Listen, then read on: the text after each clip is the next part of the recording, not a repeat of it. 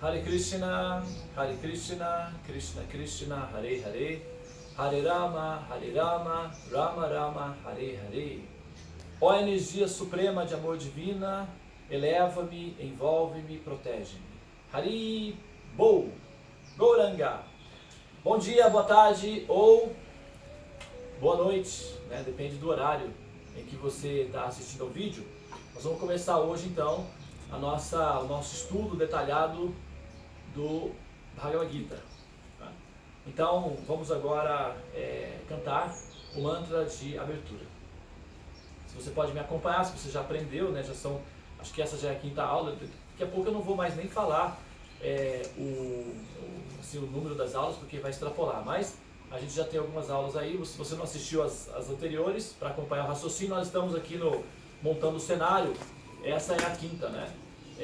Tem outras anteriores, tá bem? Vamos lá então. Jaya Radha Madhava Kunja Bihari, Jaya Radha Madhava Kunja Bihari, Jaya Gopi Janavalabha Girivaradhari, Jaya Gopi Janavalabha Girivaradhari, Yashodanandana Brajadanarandana, Yashodanandana Brajadanarandana, Yamuna Tira Vanachari, Yamuna Tira Vanachari, Jaya Radha Madhava Kunja Bihari, Hare Madhava Kunja Bihari, Hare Krishna, Krishna Krishna, Hare Hare, Hare Rama, Rama Rama, Hare Hare, Hare Krishna, Krishna Krishna, Hare Hare, Hare Rama, Rama Rama, Hare Hare, Hare Krishna, Krishna Krishna, Hare Hare, Hare Rama, Rama Rama, Hare Hare, Hare Krishna,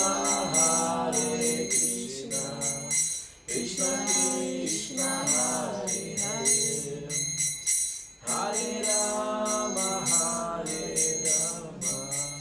Rama Rama, Hare Hare, Jaya Prabhupada, Jaya Prabhupada, Jaya Prabhupada, Srila Prabhupada, Jaya Prabhupada, Jaya Prabhupada, Jaya Prabhupada, Srila Prabhupada, Prabhupada, Jaya Jaya Prabhupada, Jaya Jaya Prabhupada,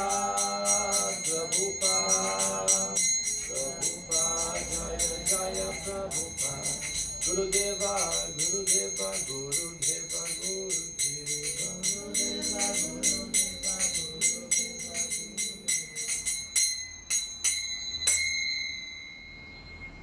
Srila Prabhupada, Patita Pavana Ki Jai, Om Vishnupada, Paramahansa, Parivra Jakacharya, Astotra Sat Shri Srimad, Sua Divina Graça, Bhai Charan Bhaktivedanta Swami, Prabhupada Ki Jai. Todas as glórias sejam para os devotos reunidos, Hare Krishna. Todas as glórias sejam para os devotos reunidos, Hare Krishna. Todas as glórias sejam para os devotos reunidos, Hare Krishna. Todas as glórias sejam para o Srimad Bhagavad Gita Ki Jai. Om Namo Bhagavate Vasudevaya. Om Namo Bhagavate Vasudevaya. Om Namo Bhagavate Vasudevaya. Om Namo Bhagavate Vasudevaya. Om Namo Bhagavate Vasudevaya. Om Namo Bhagavate Vasudevaya. Ofereço minhas respeitosas reverências à substância substancial divina, Vasudeva, a suprema personalidade de Deus, o Senhor Sri Vishnu. Muito bem, então vamos dar sequência, não é? Onde nós paramos, olha só, nós estamos aqui descrevendo, nós estamos montando o cenário ainda, a gente nem começamos a falar do Bhagavad Gita, né? Montando o cenário. Muito bem, agora nós vamos aqui, nós fizemos uma intercalação aqui porque o parágrafo estava dizendo assim, o último parágrafo: ora, o Senhor Krishna não era um homem comum, mas a própria divindade suprema. Só essa afirmação já é o suficiente para falar sobre esse assunto durante, sei lá, a vida toda. Mas a gente falamos um pouco e agora vamos continuar. Que havia descido à terra e desempenhava a função de príncipe numa dinastia contemporânea. Nesse papel ele também era sobrinho da esposa do rei Pandu, Kunti ou Prita, a mãe dos Pandavas.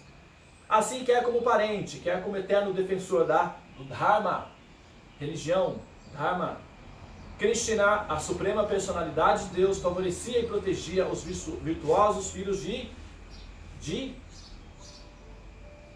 Pandu. Filhos de Pandu, ok? Muito bem. Finalmente, porém, olha agora vai entrar, ó. Finalmente, porém, o astuto Duryodhana desafiou os Pandavas a participarem de um jogo. Você está entendendo a questão do jogo em si, que a gente tinha conversado lá, da hora de descer os drivers, é muito importante, porque veja bem o que acontece aqui nesse momento, né? Os Pandavas, eles foram desafiados para um jogo. Por que o Duryodhana, ele ficou pensando numa forma porque ele tentou muitas vezes destruir os Pandavas de maneira desonesta, e ele estava recebendo muita pressão, porque aqueles que eram virtuosos, como por exemplo Vidura, próprio Krishna e outros que eram virtuosos, desaprovavam o comportamento de Duryodhana, tentando desarticular os Pandavas, matando eles. Eles desaprovavam isso e criticavam Duryodhana. Então Duryodhana também se sentiu pressionado, e ele pensou numa forma legítima que ele pudesse expulsar os Pandavas do reino, sem que necessariamente, ao tomar o reino, ele tivesse problemas políticos dentro do próprio reino. Porque se ele conseguisse o que ele estava querendo, ainda bem que ele não conseguiu. Claro que Krishna estava protegendo os Pandavas. Mas se ele conseguisse, ele teria problemas de articulação dentro do próprio reino, porque tinha muitas pessoas que eram contra, abertamente, as técnicas de Duryodhana. O Vidura, como nós havíamos comentado, era um deles. E era tio do Duryodhana. Então Duryodhana pensou numa forma de conseguir esse efeito. Então qual foi a técnica que ele usou? Lembrando que os Pandavas e os Kurus eram kshatriyas. Nós temos Shudras, Vaishyas, Kshatriyas e Brahmanas. Os Shudras representam as pernas da sociedade. Eles trabalham, produzem, fazem com que o corpo ande. Os Vaishyas são considerados o estômago da sociedade. Eles permitem com que as pessoas desfrutem, fazendo produtos, alimentos, e comprando e vendendo. Entendeu? É o comércio, são os Vaishyas, são os comerciantes. Os comerciantes são realmente aqueles que levam até as pessoas os objetos de consumo, de desejo, de necessidade. Então os comerciantes são aqueles que favorecem a sociedade com a felicidade material, né? Como se fosse o estômago, né? Então olha só, veja bem, os kshatriyas são os braços, da sociedade. Então, qual é a função dos braços no corpo? Tá? Proteger o corpo. Mexer, pegar as coisas, proteger o corpo. Então, veja bem, os kshatras são aqueles que protegem a sociedade. Então, eles são os guerreiros, soldados, militares, administradores. E tem os brahmanas. Os brahmanas são a cabeça da sociedade. São aqueles que pensam, aqueles que educam, aqueles que orientam, aqueles que estudam as escrituras, processam as escrituras e ensinam as escrituras. Então é a cabeça. A cabeça está destinado a conduzir o corpo. Então os pensadores, os sacerdotes, os teólogos, os professores, os mestres são aqueles que dão para as pessoas os ideais, o sentido da vida. Se você não tem um ideal, um sentido da vida, o que acontece? Você se perde, você fica perdido e dá uma depressão existencial. Aqueles que conhecem o Cazuza, o cantor, né, conhecem uma música que ele cantava: ideologia, eu quero uma pra viver. O que é uma ideologia? É um ideal, um sentido na vida.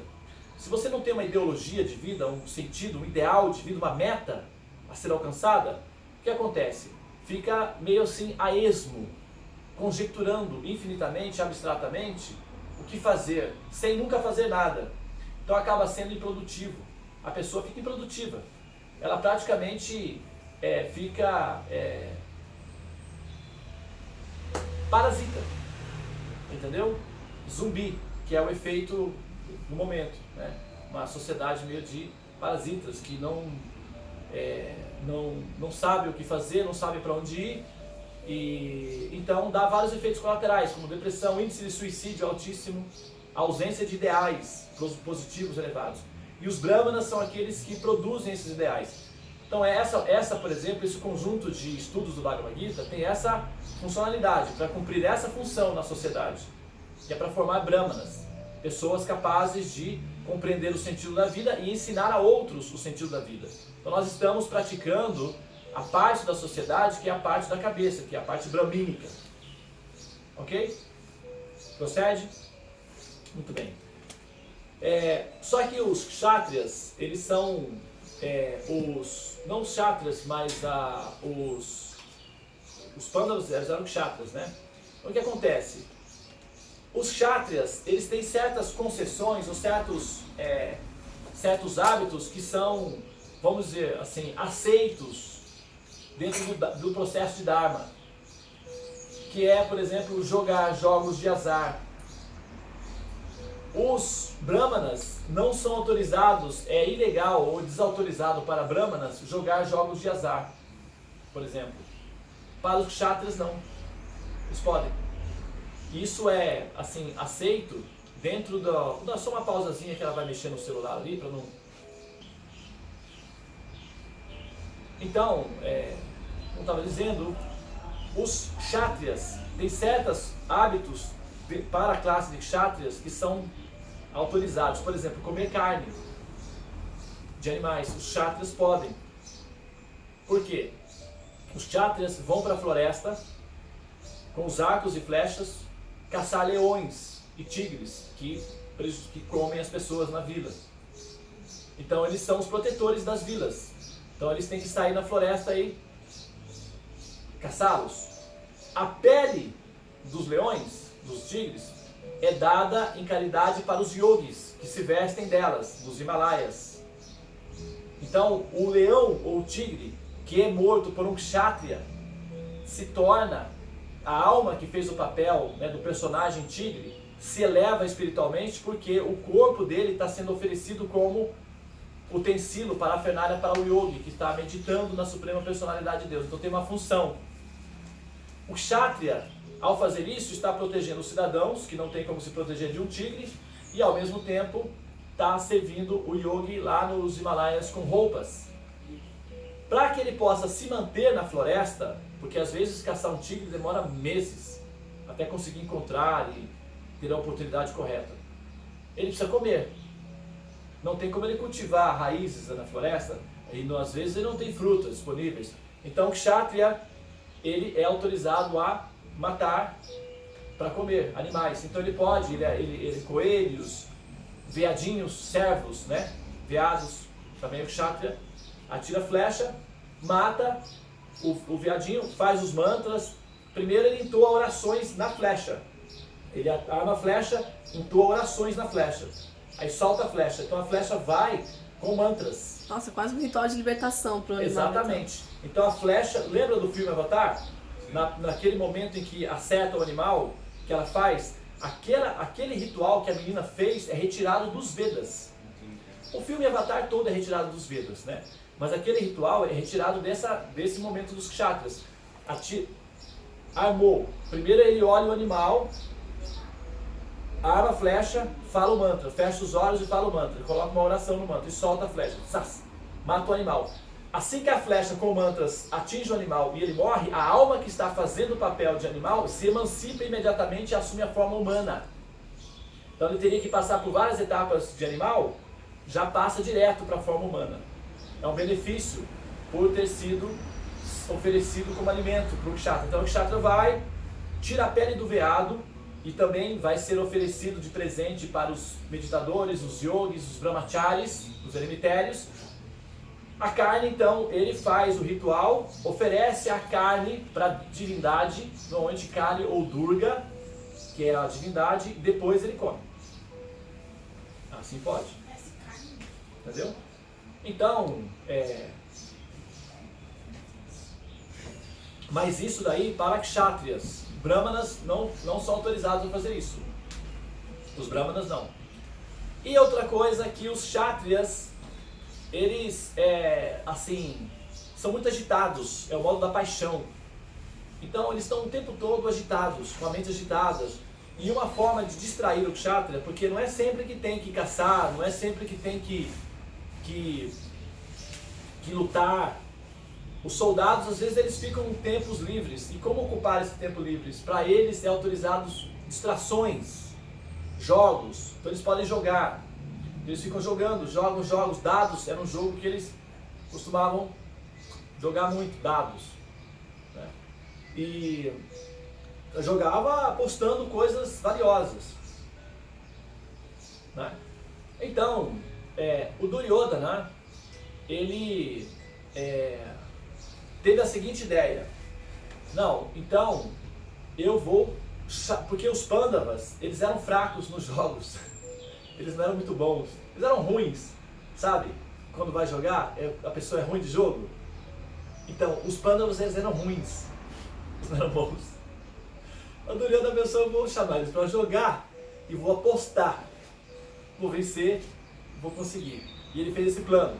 E desafiou os Pandavas para um jogo de dados. E assim, um kshatriya, Haribhakta, o kshatriya, quando ele é convidado para lutar ou para jogar, ele não pode dizer não. É uma desonra. É considerado uma desonra. Então ele tem que realmente ir e aceitar o desafio. Então quando os Pandavas foram desafiados, o que aconteceu? Eles então foram chamados para o campo de batalha, que era no xadrez, e o que aconteceu? O resultado, eles perderam. Eles perderam. Eles foram perdendo tudo. Foram perdendo tudo. Cada jogada eles iam perdendo. E era uma assembleia, era tipo realmente um campeonato. Pandavas contra Kurus. E tinha uma galera assim assistindo o jogo. E cada vez que ele perdia, o pessoal dos Kurus e tal. E os Pandavas estavam todos lá, os irmãos, e quem estava jogando era o irmão mais velho, o Yudhishthira.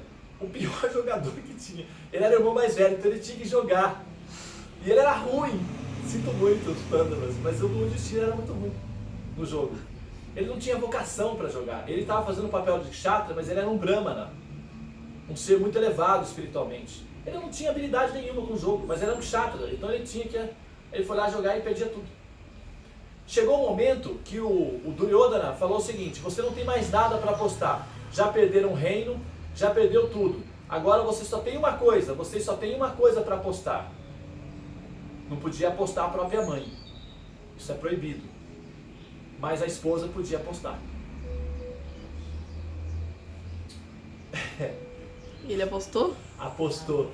Nossa, perdeu também. Perdeu a esposa. Tadinha da esposa. Né, pois é. Draupadi. Duryodhana colocou a seguinte situação: aposte a sua esposa, vocês são kshatriyas, mostre a sua honra, aposte a sua esposa. Pois ele não foi, olhou, consultou para os irmãos, quando ele olhou para os irmãos todos baixaram a cabeça. E o Yudhishthira tinha que demonstrar coragem, foi e apostou a esposa, jogou dados, perdeu. Mas ele perdeu tudo, por que ele perdeu? Olha, a pessoa quando está jogando, você vê, às vezes, por exemplo, quando eu estou fazendo aulas, né, às vezes tem pessoas que estão jogando. Então, a pessoa não consegue se desligar. Quando a pessoa está conectada com o jogo, ela fica conectada e vai até o último instante. Até, assim, é como um vício mesmo. Você não vê, às vezes, o pessoal vem triste aí, mas por quê? Gastou tudo que tinha com vícios, depois fica deprimido. Então daí veio a depressão dos Pandavas. Quando o Duryodhana quis pegar a esposa, aí acontece uma coisa muito, muito interessante. Draupadi foi trazida até a Assembleia, a esposa, que era uma princesa, uma rainha, assim, como descrever a beleza de Draupadi? Doía o coração de quem a via? De tão linda que ela era? Talvez essa seria a forma de descrever ela, a beleza que causa dor ao coração. Ela foi trazida no meio da Assembleia. E os Duryodhana foi então para pegar a esposa. Ela disse não. Ela rejeitou. Ela não aceitou o resultado final. E ela resistiu. Então, um deles, que eu esqueci o nome da pessoa agora, pegou o sari dela. Quem? Um dos Kurus. Ah, tá. Pegou o sari dela. Um dos irmãos Um dos irmãos de Duryodhana. Pegou o sari dela e puxou o sari dela para deixar ela nua. Em público. Olha só que desrespeito, que falta de educação, que loucura, que ousadia. Ela foi levada arrastada pelos cabelos. Entendeu? Então, ela foi assim, humilhada. Ela não queria ir. Exatamente. E aí arrastaram ela. Ela foi humilhada. Ela não queria ir, ela foi arrastada. E o que aconteceu? Quando ela chegou no meio da Assembleia, ela se viu numa situação no meio de vários homens e sozinha. E uma pessoa puxando o sari dela para ela ficar nua. Enquanto ela estava resistindo, ela estava sofrendo. Mas chegou um momento que ela pensou: como é que eu vou conseguir evitar esse infortúnio na minha vida? Eu estou desamparada, desprotegida, humilhada e fracassada. Como eu vou fazer? Ela pensou com ela mesma. Ela levantou os braços, pensou em Krishna e rendeu-se completamente a Krishna.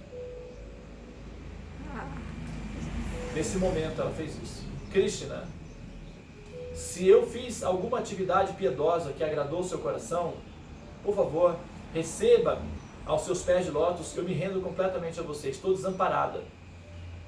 Levantou os braços e fechou os olhos e pensou em Krishna. Eles começaram a puxar o sari dela e não tinha fim. O sari não tinha fim. Juntou a montanha e ela não ficava. Ela ficou só girando lá, parecia uma flor de lótus girando. E o sari não acabava nunca. Daí as pessoas ficaram assim: que é isso? Que magia é essa? Que truque é esse? Que magia é essa? Até que, vendo que havia algum fenômeno transcendental envolvendo a Draupadi, eles se atemorizaram e pararam. Porque apesar dos Kuros fazerem essa crueldade, eles também adoravam as deidades, as divindades, os semideuses. E eles sabiam que quando um semideus, uma divindade, favorece um ser, Eles não devem. fenômenos transcendentes acontecem. Então eles perceberam que tinha um favorecimento de alguma divindade envolvida, então eles ficaram atemorizados e pararam nesse momento. Então, esse é um dos eventos que nos favorece com a compreensão de que em determinados momentos, e não são poucos os momentos, são muitos os momentos, que nós temos que simplesmente nos render à suprema personalidade de Deus.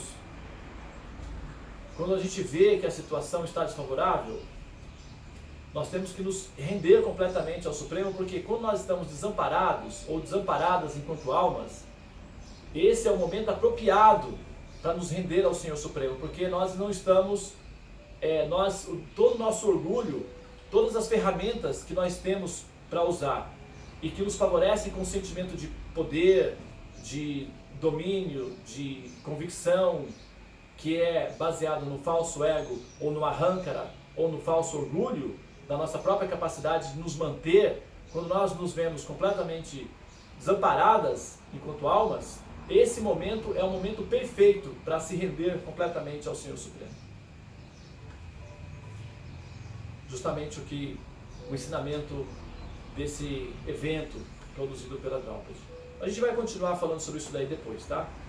Bom, então lá, finalmente, porém, o astuto Duryodhana desafiou os Pandavas a participarem de um jogo, era jogo de dados. Durante aquela competição fatídica, Duryodhana e seus irmãos apossaram-se de Draupadi, a casta e devotada esposa dos Pandavas, e, insultuosamente, tentaram despi-la diante de toda a assembleia de príncipes e reis.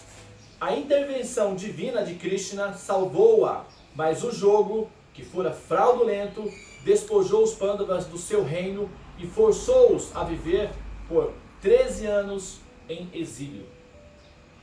Então os Pandavas foram expulsos do reino depois do jogo. O acordo é que eles Calma aí, e fora fraudulento? fraudulento, né? O Duryodhana, além de jogar melhor do que os Pandavas, que não tinham muita vocação para jogos, eles eram devocionais, eles eram mais ligados à devoção, portanto eles ficam um pouco inaptos, inadaptados para as coisas mais das malícias do mundo, que eles ficam mais transcendentes. Eles eram jogadores menos, é dito, né? Esse mundo é dos espertos, não tem esse ditado? Já ouviu isso daí, Haribaka? Como eles dizem? Esse mundo é dos espertos. Está correto isso? Então, esse mundo é dos espertos, porém, o mundo espiritual é dos inocentes. Esse mundo realmente é para os espertos, para os maliciosos, para os espertalhões, para os trapaceiros, para os vigaristas, de fato. Esse mundo é apropriado para esse tipo de pessoa. Por isso que eles dizem, o mundo é dos espertos. Realmente, está correto. Esse daqui, que é uma ilusão, é para os espertos. O próximo é para os inocentes, os transcendentes, os puros de coração. Está correto, não está errado não. Então, os espertos se dão melhor nas trapaças aqui, porque é o campo deles. Entendeu? E os Pandavas não eram espertos, eles eram mais inocentes. Então eles perderam no campo da... É por isso que os jogadores que são as almas que estão buscando a transcendência, devem buscar uma associação adequada. Chama-se sadhu sangha, eles devem viver unidos aos devotos, porque como eles vão se unir aos materialistas comuns, que têm uma mentalidade mais maliciosa e mais esperta, eles acabam sempre se dando mal entre os espertalhões. Então, o ideal é viver entre devotos. E entre os devotos, selecionar aqueles que são mais tendenciosamente voltados, que tem não tendenciosa, mas que tem a tendência para devoção pura ao Supremo, à compaixão, ao desenvolvimento do amor e ao interesse de compartilhar os santos nomes entre os demais. Esses devotos são mais apropriados Porque mesmo entre os devotos não significa que todos eles sejam transcendentalistas. Quando você tem uma comunidade de devotos, você tem canistas, madhyamas e adhikaris. Os canistas são a maior quantidade. São E os neófitos? os neófitos, que são os canistas. Neófito e canista é a mesma coisa. Neófito é canista em sânscrito, neófito em português, que significa assim, Agora só a verdade os devotos. são aprendizes, né? Aprendizes básicos. Então, os neófitos são a maior quantidade. E entre os neófitos ainda tem aqueles que estão ainda tentando manter alguma malícia no coração, alguma esperteza na mente, vamos dizer assim. E aí esses aí também podem dar problemas. Então o ideal é respeitá-los a uma certa distância e associar-se melhor com aqueles que são mais puros de coração, mais inocentes. Essa é a ideia de Sadhu Sangha, ok? Bom, pessoal, então eu vou concluir aqui, né? Eu vou terminar aqui por hoje e nós vamos então fechar esse vídeo e partir para a próxima gravação, ok? Muito obrigado pela atenção, Namastê, Hare Krishna, Krishna Krishna, Hare Hare, Hare Rama, Rama Rama, Hare Hare. Ó energia suprema de amor divina, eleva-me, envolve-me, protege-me. Haribol.